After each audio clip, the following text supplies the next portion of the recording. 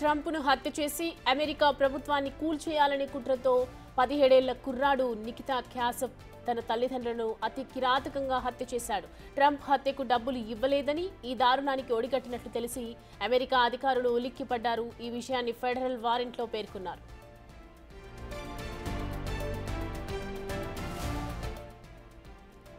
విస్కాన్సిన్లోని Milwaukee ప్రాంతానికి చెందిన నికితా క్యాసప్ విలాసాలకు అలవాటు పడ్డాడు.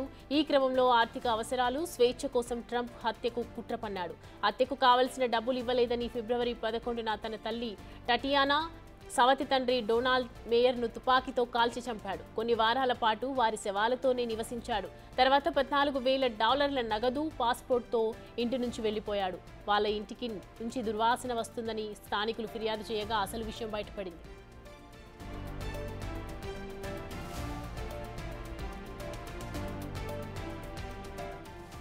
దర్యాప్తు చేపట్టిన పోలీసులు కాన్సస్లో నిందితుడు నికితాను అరెస్ట్ చేశారు.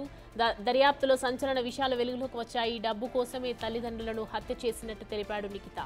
ట్రంప్ హత్యకు కుట్ర గురించి తెలియటంతో తల్లిదండ్రులను హత్య చేసినట్లు విచారణలో తేలింది. తన వద్ద ఉన్న డబ్బుతో ఓ డ్రోన్, పేలుడు పదార్థాలు కొనుగోలు చేశాడు. ఓ రష్యా వ్యక్తితో కలిసి ప్లాన్ చేసినట్లు పోలీసులు తెలిపారు. టిక్టాక్, టెలిగ్రామ్ వంటి సోషల్ మీడియా యాప్లలో రష్యా వ్యక్తితో డీల్స్ కుదుర్చుకున్నాడు నికితా. ట్రంప్ను చంపి ఉక్రెయిన్ పారిపోవాలని ప్లాన్ చేసినట్లు పోలీసులు తెలిపారు.